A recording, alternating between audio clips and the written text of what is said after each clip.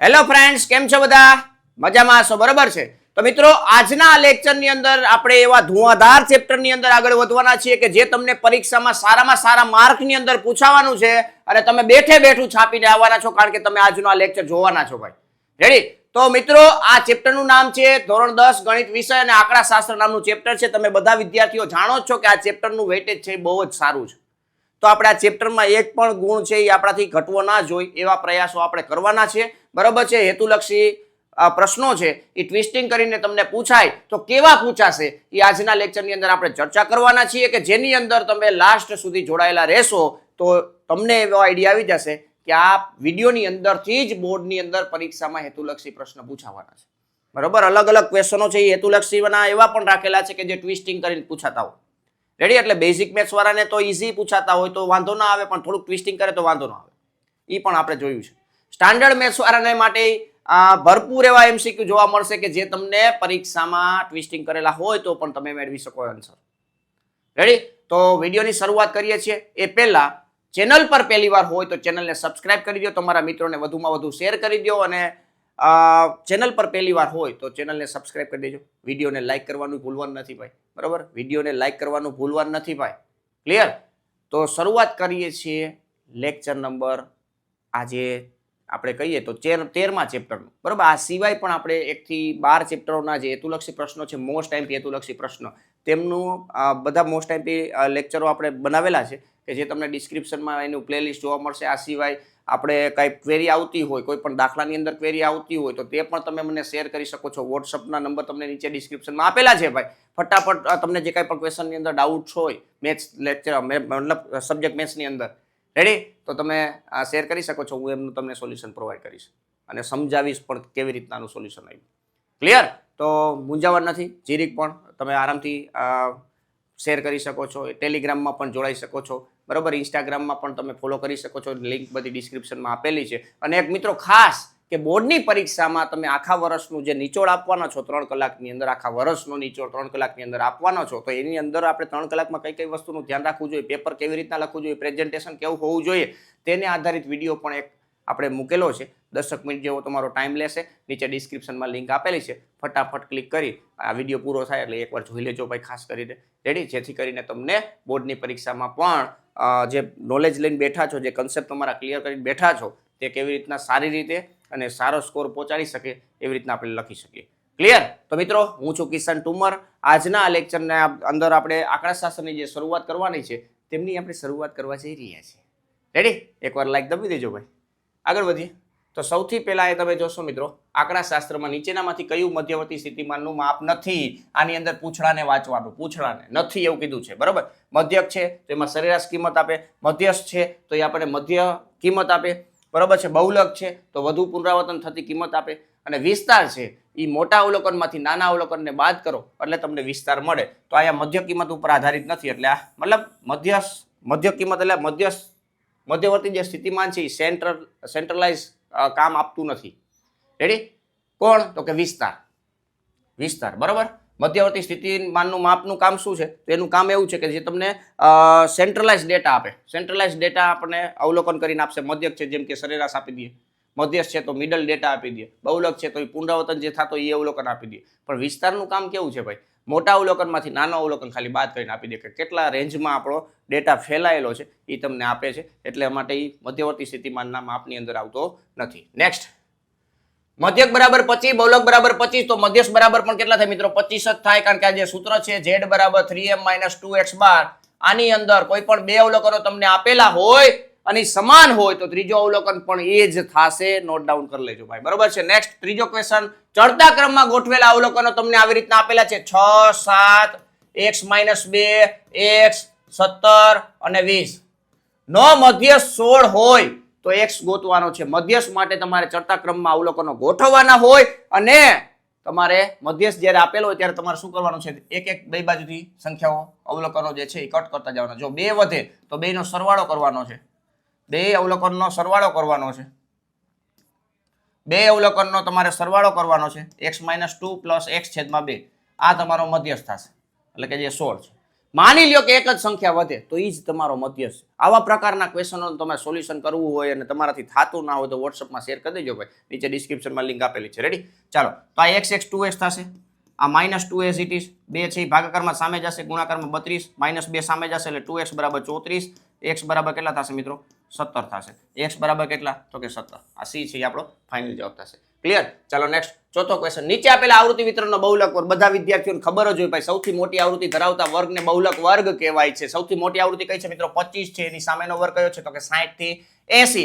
60 થી 80 છે એ આપણો બહુલક વર્ગ થશે. રેડી? બહુલક વર્ગ, બરાબર છે. બહુલક વર્ગ મિત્રો ધ્યાન રાખજો, સૌથી મોટી આવૃત્તિ ધરાવતો વર્ગ. ક્લિયર? ચાલો નેક્સ્ટ પાંચમો ક્વેશ્ચન. પાંચમા ક્વેશ્ચન ની અંદર લખેલું છે, નીચે આપેલી માહિતીમાં 40 થી 50 ની સંચય આવૃત્તિ ખાલી જગ્યા છે. 40 થી 50 ની સંચય આવૃત્તિ ખાલી જગ્યા છે. સંચય આવૃત્તિ પૂછેલી છે. સંચય આવૃત્તિ એટલે શું મિત્રો? ભેગી કરેલી આવૃત્તિ. બરાબર? ભેગી કરવાની છે. ક્યાં સુધી? તો કે 40 થી 50 નો જે વર્ગ છે ત્યાં સુધીની જેટલી આવૃત્તિ છે એ બધી આવૃત્તિનો આપણે શું કરવાનો છે? સરવાળો કરવાનો છે. રેડી? તો આ 15 નો સરવાળો 15 સાથે ને એનો સરવાળો 10 સાથે, એટલે 10 + 15 + 15 કરવાનો છે. કેટલો જવાબ આવશે મિત્રો? 40 જવાબ આવશે. રેડી? જે વર્ગની તમને સંચય આવૃત્તિ પૂછેલી હોય એ વર્ગની પોતાની આવૃત્તિથી લઈ આગળના જેટલા વર્ગો છે એ બધી આવૃત્તિનો તમે સરવાળો કરી નાખો એટલે સંચય આવૃત્તિ મળી જશે. તો આ 40 છે. આવા પ્રકારના હેતુલક્ષી પ્રશ્નો પૂછાય છે ભાઈ.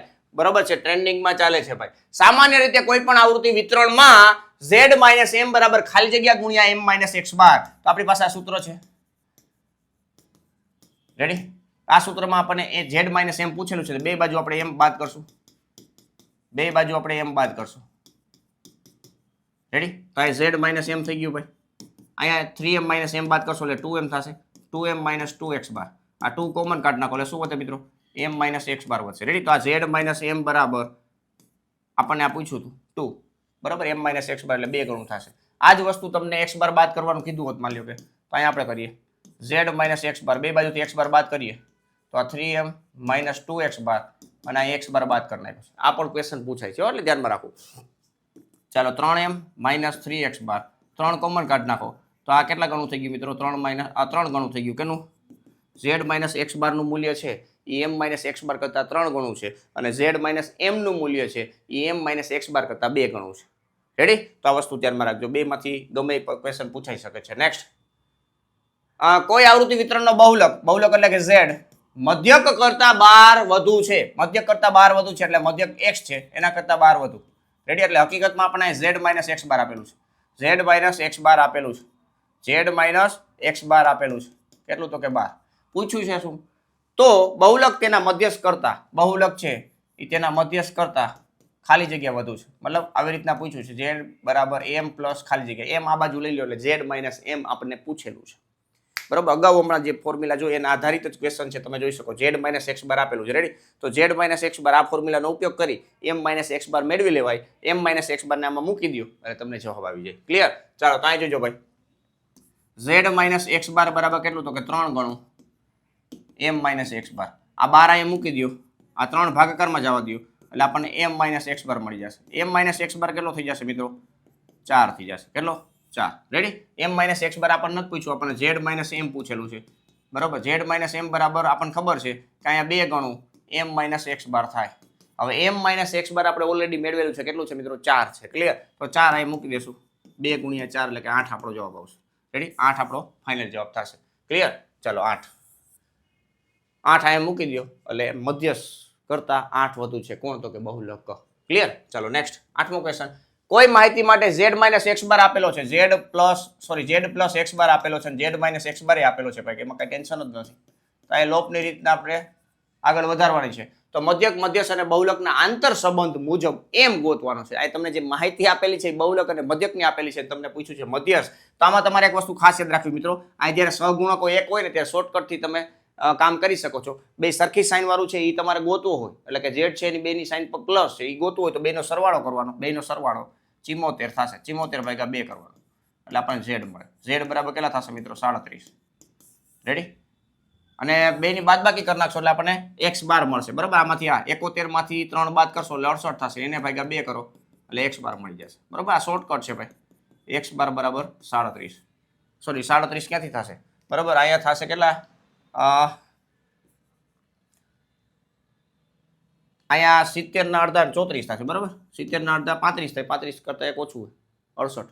બરોબર 34 આપણને એમ પૂછેલું છે z બરાબર 3m - 2x બાર z કેટલો છે 37 છે આ 3m 2x બાર કેટલા છે મિત્રો 68 છે રેડી તો અહીં 68 માઇનસમાં છે આ બાજુ આવે તો પ્લસ થઈ જાય 60 ને 90 ને 15 105 આવશે બરોબર 3m આ 3 વડે ભાગી નાખો એટલે m બરાબર 105 ભાગ્યા 3 એટલે કે 35 આપણો જવાબ આવશે m બરાબર કેટલા આવશે મિત્રો 35 ક્લિયર 35 આપણો જવાબ આવશે સી ઓપ્શન નેક્સ્ટ મધ્યસ્થના સૂત્ર m બરાબર l + n/2 - cf છેદમાં f ગુણ્યા h માં cf ખાલી જગ્યા છે તો આ ખાલી જગ્યા શરૂઆત થાય છે મિત્રો 3 ઓપ્શન આપેલા છે ફટાફટ એક ટીક કરવાનો છે સાચો આન્સર ટીક થાય એ આપણા માટે ફાયદો છે ભાઈ રેડી અને આવા પ્રકારના ક્વેશ્ચનો આપણને હેતુલક્ષીમાં જોવા મળતા હોય તો આપણને સૂત્ર પણ ક્યારેક યાદ ના હોય તો એ ઝંઝટ પણ દૂર થઈ જાય કારણ કે સૂત્ર બેઠે બેઠું લખેલું છે રેડી મધ્યસ્થનો દાખલો પૂછાવાનો છે બહુલકનો દાખલો પૂછાવાનો છે મધ્યકનો દાખલો પૂછાવાનો છે ખૂટતી આવૃત્તિવાળો દાખલો પૂછાવાનો છે રેડી 2 માર્કમાં જે દાખલા પૂછાશે એની અંદર આ બધી માહિતી જે છે એ માહિતી તમને ડાયરેક્ટ આપેલી હોય એ બહુલક હોય તો ભલે મધ્યસ્થ હોય તો ભલે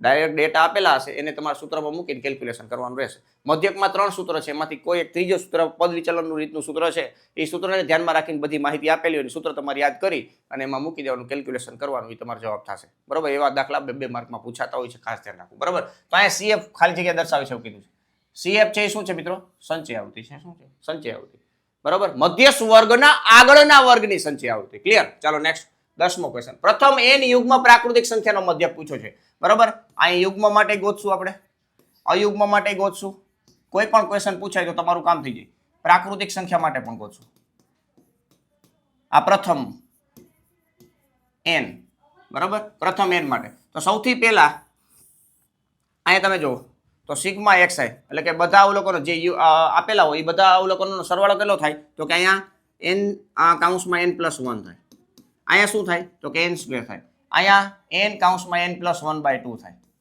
રેડી અવલોકનો કેટલા છે n અવલોકનો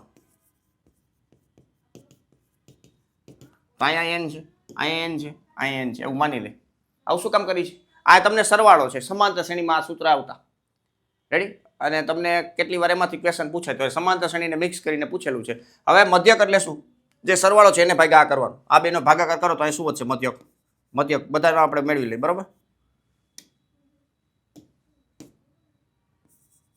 મધ્યક આને ભાગ્યા એટલે n + 1 વધશે n કટ થઈ જશે આ બેનો ભાગાકાર કરશો એટલે n વધશે બરોબર અને આ બેનો ભાગાકાર કરશો એટલે n + 1/2 વધશે ક્લિયર ત્રણેય પ્રકારના ક્વેશ્ચન લઈ લીધા યુગ્મ પ્રાકૃતિક સંખ્યા હોય અયુગ્મ પ્રાકૃતિક સંખ્યા હોય કે પછી મધ્ય આપણે ખાલી n પ્રાકૃતિક સંખ્યા હોય ક્લિયર તો અહીંયા આપણે યુગ્મ પ્રાકૃતિક સંખ્યા માટે પૂછેલું છે તો n + 1 આવશે ક્લિયર n + 1 આવશે n + 1 છે યુગ્મ પ્રાકૃતિક સંખ્યાનો મધ્યક થશે રેડી અયુગ્મ માટે કીધેલું હોય તો આ n આવશે પ્રાકૃતિક સંખ્યા માટે કીધેલું હોય તો n + 1/2 આવશે ક્લિયર ચાલો નેક્સ્ટ આગળ વાત કરીએ 11મો ક્વેશ્ચન જો અવલોકનો 64 40 48 x 43 48 43 અને 34 નો બહુલક તમને 43 હોય તો x + 3 બરાબર ખાલી જગ્યા એવું પૂછેલું છે રેડી તો અહીંયા તમને અવલોકનો આપેલા છે બહુલક વિશે તમે જાણો છો બહુલક એટલે શું મિત્રો સૌથી વધુ આવૃત્તિ ધરાવતું જે અવલોકન છે મતલબ અહીંયા આપણે આવૃત્તિ નથી બોલવાનું અહીંયા છે વધારે વખત પુનરાવર્તન થતી જે અવલોકન છે વધુ વખત પુનરાવર્તન થતો જે અવલોકન છે તેમને આપણે બહુલક કહીએ છીએ તો બહુલક 43 આપેલો છે એનો મતલબ એવો કે 43 છે વધુ વખત રિપીટ થશે તો અહીંયા 48 2 વાર જોવા મળે છે 43 પણ 2 વાર જોવા મળે છે તો બે માંથી આપણે કયું અવલોકન છે એ બહુલક તરીકે લેવું ના કહી શકાય પણ આ બહુલક તમને 43 આપેલો છે તો એના ઉપરથી આપણે કહી શકીએ કે x છે કેટલો છે મિત્રો 43 છે તો જ આપણે બહુલક 43 થયો ક્લિયર તો અહીંયા 43 +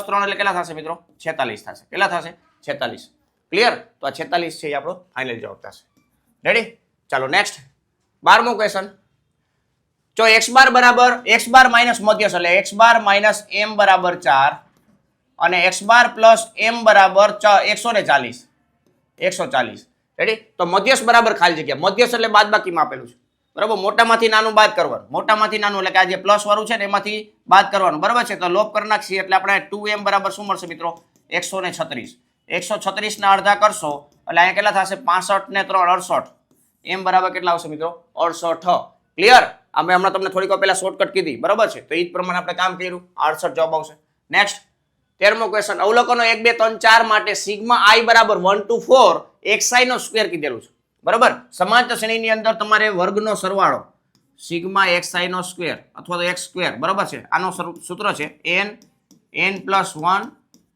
2n plus 1 by 6 i is equal to 1 to n. આ માટેની ફોર્મ્યુલા છે. પ્રથમ n પ્રાકૃતિક સંખ્યાના વર્ગોનો સરવાળો. તો આ સૂત્ર છે. ક્લિયર? તો આ સૂત્ર તમને આવડતું હોય તો એ રીતના કરી શકો છો, પણ 4 સંખ્યા છે એટલે કઈ ટેન્શન નથી. જાજી સંખ્યા માટેના વર્ગોનો સરવાળો પૂછ્યો હોય તો આ સૂત્રનો ઉપયોગ કરવો. ક્લિયર? આ તમને 4 સંખ્યા જ કીધું છે, બધાના વર્ગોનો સરવાળો કરી નાખો ભાઈ, ટેન્શન જ નથી લેવાનું. ક્લિયર? ચાલો 4 નો સ્ક્વેર 16, આ 1 નો વર્ગ 1 થાય, 2 નો સ્ક્વેર 4 થાય, 3 નો સ્ક્વેર 9 થાય, 16 થાય, અહીંયા 30 જવાબ થાય બરોબર ને? 30 9 ને 1 10 ને 20 બરાબર. આમાં તમે મૂકી જવો ભાઈ. આ 4 અહીંયા 4 ને 1 5 થશે, અહીંયા 4 મૂકો, 4 દુ 8 ને 1 9 છેદમાં 6, 3 દુ 6 થશે, 3 તેરી 9 થશે, 5 તેરી આ 5 ચોક 20, આ ઉડી જશે એટલે 5 દુ 10 ને 30 થશે બરાબર. બેમાં જવાબ સેમ જ આવે ભાઈ. હા 30 જવાબ. ક્લિયર?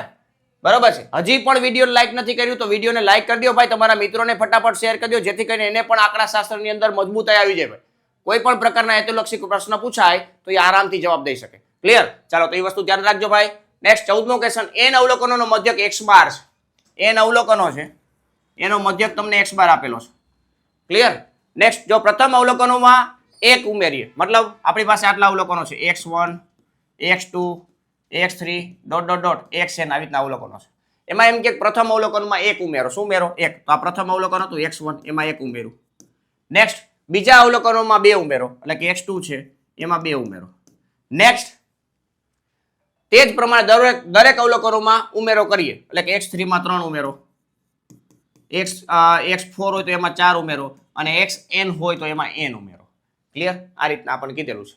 તો મળતા નવા અવલોકનો, જે આ નવા અવલોકનો છે તેનો મધ્યક ખાલી જગ્યા છે. આનો મધ્યક x બાર છે, આનો મધ્યક x બાર છે. ક્લિયર? એટલે આપણે આવી રીતના લખીએ કે x બાર બરાબર સિગ્મા xi છેદમાં n. આ જે અવલોકનો છે એના માટે આવા છે. ક્લિયર? તો આના ઉપરથી સિગ્મા xi ને કરતા બનાવવો હોય તો બનાવી શકીએ, n ગુણ્યા x બાર.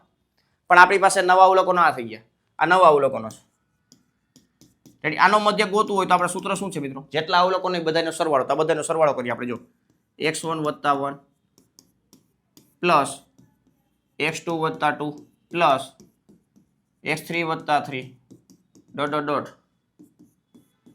xn વત્તા n, અને છેદમાં અવલોકનો તો n ના n જ છે બરાબર. એ અવલોકનોમાં કાંઈ વધારો નથી.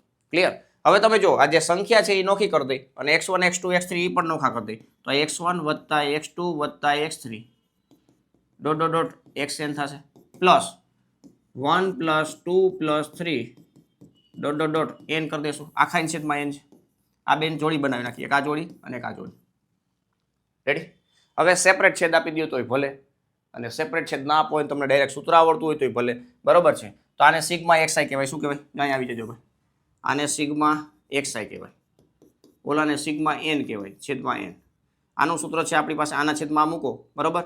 આ સિગ્મા xi ની જગ્યાએ n x બાર પણ લખી શકો, અને આની જગ્યાએ સિગ્મા n નું સૂત્ર શું? તો કે n પ્લસ 1/2, n પ્લસ 1/2, અને આખા છેદમાં શું છે મિત્રો? n છે બરોબર. સેપરેટ છેદ આપો એટલે x બાર વધશે, અહીંયા n ઉડી જશે એટલે n પ્લસ 1/2. આ નવો મધ્યક થઈ ગયો. જે નવો મધ્યક છે એ કેટલો છે? તો કે જૂનો મધ્યક વત્તા n પ્લસ 1/2. જૂનો મધ્યક વત્તા n પ્લસ 1/2. રેડી? ચાલો અહીંયા જોવું. આ રહ્યું પેલું ઓપ્શન જ છે, x બાર અહીંયા અડધું છે પ્લસ n પ્લસ 1/2. આપણો જવાબ છે. ક્લિયર? આ પેલું ઓપ્શન x બાર પ્લસ અહીંયા લખી દઉં છું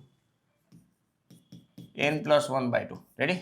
આ જે ભાગ છે એ અહીં લખ્યો છે એ રીતના છે. તો આવા પ્રકારના ટ્વિસ્ટિંગ વાળા ક્વેશ્ચનો હોય, બાકી તમે લોજિકલી તમે જો મધ્યકના જ ક્વેશ્ચનો છે. ક્લિયર? પણ ટ્વિસ્ટિંગ કરેલા હોય તો તમને આવડતું હોવું જોઈએ. રેડી? નેક્સ્ટ, કોઈ માહિતી માટે આવી રીતના જો ડાયરેક્ટ દાખલા પૂછે 2 માર્કમાં બરાબર, પણ પદ વિચલન દેવા હોય બરાબર. સૂત્ર ડાયરેક્ટ છે x બાર બરાબર સિગ્મા fi xi છેદમાં સિગ્મા fi 75 ના છેદમાં 12 બરાબર. 12 6 72, આ 3 ઉપરથી ઉતાર્યું મીંડું એટલે 0. 12 દુ 24 થશે, અહીંયા 6 ઉપરથી ઉતાર્યું મીંડું એટલે 5, 6.25 આપણો જવાબ આવશે. 6.25. રેડી? તો એક એક વાક્યમાં પૂછાતા હોય તો 6.25 ડાયરેક્ટ લખી નાખવું. નેક્સ્ટ, આ સૂત્ર છે એમાં ui નું મૂલ્ય જણાવો. ui નું મૂલ્ય એટલે કઈ સંખ્યાઓ નથી આપેલી, આ સૂત્ર જ છે. આ સૂત્રમાં ui એટલે શું છે? તો ખાસ મિત્રો આ રીતના સ્ટેપ બાય સ્ટેપ લખજો. ui બરાબર xi માઇનસ a છેદમાં h, અને આમાં લખવું ખરા xi બરાબર વર્ગની મધ્ય કિંમત વ્યવસ્થિત રીતે આ રીતના લખું, બરાબર. એ છે એ ધારેલ મધ્ય કિંમત, ધારેલ મધ્ય કિંમત, અને એચ એટલે સમાન વર્ગ લંબાઈ, સમાન વર્ગ લંબાઈ. શું કહેવાનું? સમાન વર્ગ લંબાઈ.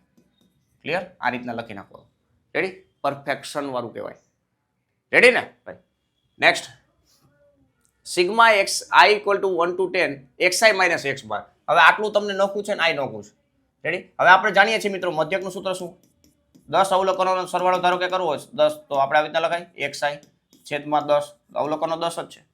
ક્લિયર? આ ભાગાકારમાં છે, આને ગુણાકારમાં જાવ દો તો 10 x બાર બરાબર sigma i equal to 1 to 10 xi લખાય. રેડી? તો sigma i equal to 1 to 10 xi છે, અહીંયા આપણે શું લખી શકીએ? 10 x બાર. તો આનો જવાબ તમે જો અહીં લખો તો આ પેલું જે આપેલું છે, આ જે ભાગ, એને 10 x બાર લખાય અને માઇનસ x બાર એક વખત, બરાબર. તો 10 માંથી 1 જાય તો 9 x બાર આપણો જવાબ આવશે, બરાબર. તો આવા પ્રકારના ક્વેશ્ચનોને ધ્યાનમાં રાખવા. ક્લિયર?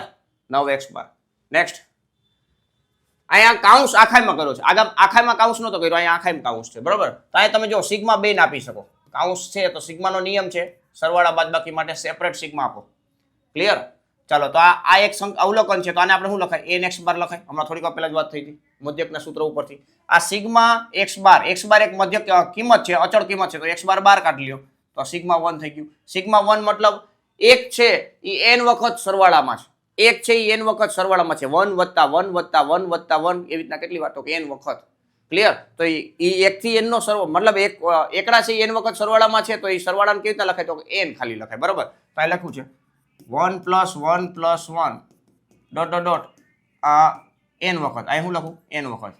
તો આનો જવાબ શું આવે? n આવે, બરાબર. x વત્તા x એટલે 2x થાય, x વત્તા x વત્તા x એટલે 3x થાય, બરાબર. એવી રીતના x વત્તા x વત્તા x n વખત હોય તો n into x લખાય, અને આ x એટલે 1 છે. ક્લિયર? ચાલો, તો આને આપણે n લખશું.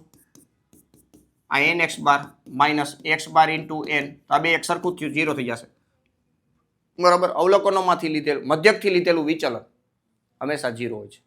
મધ્યકથી લીધેલું વિચલન હંમેશા 0 હોય છે. તો આ વાક્ય પણ ક્યારેક ગુજરાતીમાં લખેલું હોય તો એ રીતના તમારે જવાબ લખવું, બરાબર છે. નેક્સ્ટ, પ્રાપ્તાંકો x, x + 3, x + 6, x + 9 અને x + 12 નો મધ્યક 10 છે, તો અજ્ઞાત અવલોકનો મેળવો. આ બધાનો સરવાળો આપ્યો છે. x વત્તા x વત્તા x વત્તા x એટલે 5x થશે. 6 × 9 = 18, 18 ને 30 થશે, અને 5 અવલોકનો છે. આ મધ્યકનું સૂત્ર બરાબર 10 છે. ક્લિયર? આ 5x + 30 બરાબર 50, 30 સામે જવા દો તો 20 થઈ જશે, એટલે x બરાબર 4 છે. તો x બરાબર 4 તમે અહીં મૂકો તો જે અવલોકનો થશે એનો મધ્યક 10 થવાનો છે, એવું કહેવામાં આવ્યું છે. ક્લિયર? મધ્યકના સૂત્ર ઉપર આધારિત છે, એમાં બીજું કંઈ નવીન નથી. નેક્સ્ટ, 20મો ક્વેશ્ચન. અવલોકનો 1 થી n નો મધ્યક આ છે. 1 થી n ના મધ્યકનું સૂત્ર n + 1/2 બરાબર કેટલા છે મિત્રો? 6n/11. આનો મધ્યક આવી રીતના થાય, બરાબર. મધ્યક છે 1 થી n નો સરવાળો ભાગ્યા n. ક્લિયર? તો n કટ થઈ જશે. આ બે ભાગાકારમાંથી ગુણાકારમાં 11 આ બાજુ ગુણાકારમાં આવી જશે, 11n + 11 બરાબર 6 × 2 = 12n.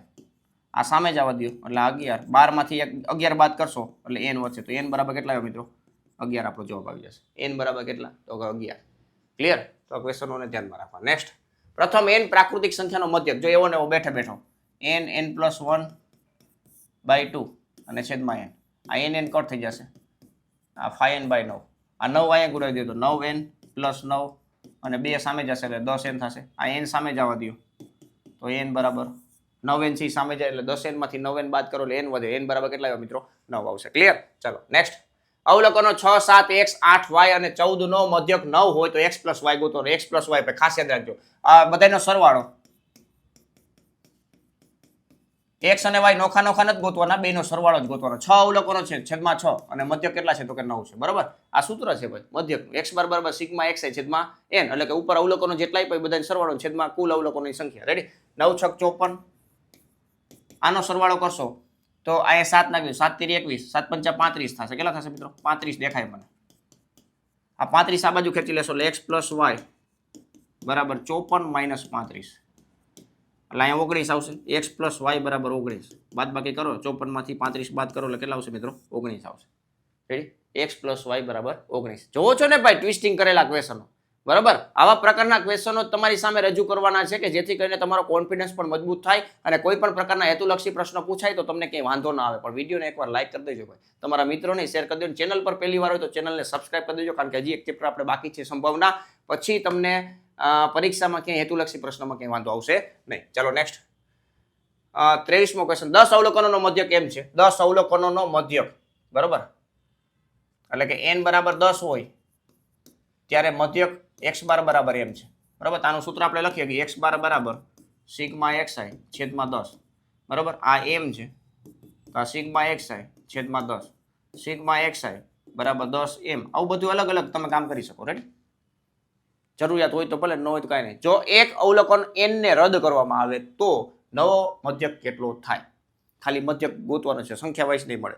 તો નવો મધ્યક ગોતવાનો છે એનો મતલબ એવો કે આપણી પાસે જે 10 અવલોકનો હતા એમાંથી એક અવલોકન n છે, મતલબ કે કંઈક સંખ્યા છે. બરાબર, n એટલે શું છે તો કે સંખ્યા છે. તો બધી સંખ્યાનો સરવાળો 10n છે. હવે બધી સંખ્યાનો સરવાળો 10n છે. હવે નવો સિગ્મા xi કેટલો થશે તો કે આ જે 10m છે એમાંથી આ એક રદ કરી દઈશ n. બરાબર, એક n રદ કરી દે. આ n એટલે 10 આ ઈ નથી. બરાબર, અવલોકનોની સંખ્યા અહીં લખીશ ગુજરાતીમાં.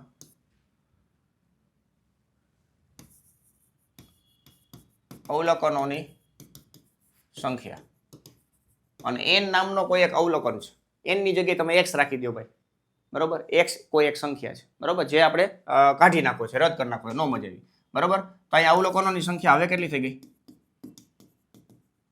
અવલોકનોની સંખ્યા કેટલી થઈ ગઈ કે જે કુલ હતી 10 માઇનસ 1, એક જે છે એ રદ કર્યું, આ રદ કરેલ. રેડી, તો 10 માઇનસ 1 એટલે 9 અવલોકનો થઈ ગયા. હવે આપણી પાસે 9 અવલોકનો છે. 10 અવલોકનો હતા એમાંથી n ને કાઢી લીધો. n નામનો કોઈ એક અવલોકન હતો, n કાઢી લીધો. હવે આપણી પાસે 9 અવલોકનો છે. બરાબર, જે n ને કાઢ્યો હોય શેમાંથી કાઢવાનો હોય? ટોટલ જે સરવાળો છે ને એમાંથી કાઢવાનો હોય. ક્લિયર? રેડી, તો અહીં નવો મધ્યક બરાબર નવું સૂત્ર બધું. આ 9 એટલે શું તો કે 10m માઇનસ n છેદમાં n, n એટલે કે 9. બરાબર, અવલોકનોની કુલ સંખ્યા. જે આ બેઝિક સૂત્ર છે એ સૂત્ર આધારિત છે. ક્લિયર? તો આ પ્રકારના ક્વેશ્ચનોને ધ્યાનમાં રાખવા. નેક્સ્ટ, એક આવૃત્તિને વિતરણમાં l બરાબર આ છે, f1 બરાબર આ, f0 બરાબર આ, f2 બરાબર આ, h બરાબર આ. તો બહુલક z બરાબર સૂત્ર છે મિત્રો. આવા પ્રકારના ક્વેશ્ચન છે એ ડાયરેક્ટ 2 માર્કમાં પૂછાય છે. તો આ 2 માર્કનો ક્વેશ્ચન કહેવાય. f1 minus f0 minus f2 ગુણ્યા h. પણ આ બધાને લિસ્ટ આઉટ કરવું. બરાબર, આ 40 પ્લસ f1 એટલે 50, f0 એટલે 27, અહીંયા 50 ના ડબલ 100 માઇનસ 27 માઇનસ 28 અને ગુણ્યા 10. રેડી, આ 40 પ્લસ 50 માંથી 27 બાદ કરશો એટલે 23, અહીંયા ગુણ્યા 10 છે, 27 ને 28 55 એટલે 45. રેડી, 40 ને 40 ને 55. બરાબર, તો આ 55 છે, 100 માંથી 55 બાદ કરશો એટલે 45. 9 પંચા 45 થશે અને 5 દુ 10 થશે. રેડી, ચાલો આનું કેલ્ક્યુલેશન કરી નાખી. 40 પ્લસ 46 ભાગ્યા 9, 46 ભાગ્યા 9 કરશો ભાઈ, 9 પંચા 45 એટલે એક ઉપરથી ઉતર મીંડું લાઈન ટપકું, 9 એકા 9. અહીંયા આપણે 5.1 લખી નાખશું એટલે કે 45.1 આનો બહુલક મળશે. 45.1 છે એ બહુલક મળશે. તો આ 2 માર્કમાં પૂછાતો હોય તો આ ક્વેશ્ચનનો ધ્યાનમાં રાખવા. નેક્સ્ટ, નીચે આપેલી માહિતીનો મધ્યસ્થ વર્ગ ગોતો. મધ્યસ્થ વર્ગ ગોતવા માટે શું કરવું પડે તો કુલ આવૃત્તિ જે છે એને ભાગ્યા 2 કરવાનું અને એનાથી તરત મોટી સંખ્યા આવૃત્તિ ધરાવતો વર્ગ. બરાબર, તો આ સંખ્યા આવૃત્તિ ગોતવી પડે. આ 4, 7 ને 4 11, 11 ને 20 31, 31 ને 8, 31 ને 8 39, 39 ને 40, 40 ભાગ્યા 2 કરો એટલે 20 થશે. 20 થી તરત મોટી સંખ્યા આવૃત્તિ ધરાવતો વર્ગ. 20 થી તરત મોટી સંખ્યા આવૃત્તિ આ છે. આનો જે મધ્યસ્થ વર્ગ છે એટલે કે 20 થી 25 મધ્યસ્થ વર્ગ થઈ ગયો. બરાબર, દાખલો ગણતા આવડવું જ જોઈએ ભાઈ, કારણ કે આ 3 માર્કમાં દાખલો પૂછાય ત્યારે. પણ આ તો આપણને ખાલી મધ્યસ્થ વર્ગ પૂછ્યું. મધ્યસ્થ વર્ગ મળે તો બાકી બધું મળે. મધ્યસ્થ વર્ગની આવૃત્તિ એટલે f, મધ્યસ્થ વર્ગની અદસીમાં એટલે કે l. રેડી, અને આ cf છે એ 11 થશે. બાકી તમારે કેલ્ક્યુલેશન કરી નાખવાનું સૂત્રમાં. રેડી, ચાલો નેક્સ્ટ. તો મિત્રો અહીંયા ચેપ્ટર નંબર 14 આંકડાશાસ્ત્ર જે છે એની અંદર તમને કેવા કેવા પ્રકારના ક્વેશ્ચનો પૂછાઈ શકે તે અહીંયા કમ્પ્લીટ થાય છે. એકવાર જરૂરથી અગાઉના ચેપ્ટરો જોઈ લેવા, જેથી કરીને એમાં પણ તમને કોન્ફિડન્સ આવી જાય અને મજબૂતાઈ થઈ જાય. બરોબર, હવે આપણે એક ચેપ્ટર બાકી છે સંભાવના, એ નેક્સ્ટ લેક્ચરની અંદર આપણે જોઈ લેશું, જેથી કરીને તમને બધા પ્રકારના 24 માંથી 24 માર્ક આરામથી મળી શકે. તો હજી પણ તમે આ વિડીયો છે એને લાઈક નથી કરેલું તો વિડીયોને લાઈક કરી દો, તમારા મિત્રોને શેર કરી દો અને ચેનલ પર પહેલી વાર હોય તો ચેનલને સબસ્ક્રાઇબ કરી દો, જેથી કરીને આવા નવા વિડીયો તમારી સામે આવતા રહે ભાઈ. રેડી? તો આંકડાશાસ્ત્રની અંદર 2 માર્કમાં, 3 માર્કમાં, 4 માર્કમાં કેવા દાખલા પૂછાય એ પણ મેં તમને કહી દીધું ભાઈ. મધ્યક અને બહુલક બધાયના પૂછાવાના છે. 2 માર્કમાં કેવા પૂછાય, 3 માર્કમાં ડાયરેક્ટ સૂત્રાધારિત પૂછાય, 4 માર્કમાં આવૃત્તિવાળા પૂછાય, જે મધ્યસ્થ વર્ગમાં થોડાક આગળ પાછળ અધસીમામાંથી બાદ કરવું, ઉર્ધ્વસીમા ઉમેરવું, આવા પ્રકારના દાખલા પૂછાઈ શકે. તો એ બધી વસ્તુને ખાસ કેલ્ક્યુલેશન કરી લેવી. ક્લિયર? તો મળીએ નેક્સ્ટ લેક્ચરમાં. ત્યાં સુધી વ્યવસ્થિત રીતે આંકડાશાસ્ત્રની પ્રેક્ટિસ કરો. Thank you. જય હિન્દ.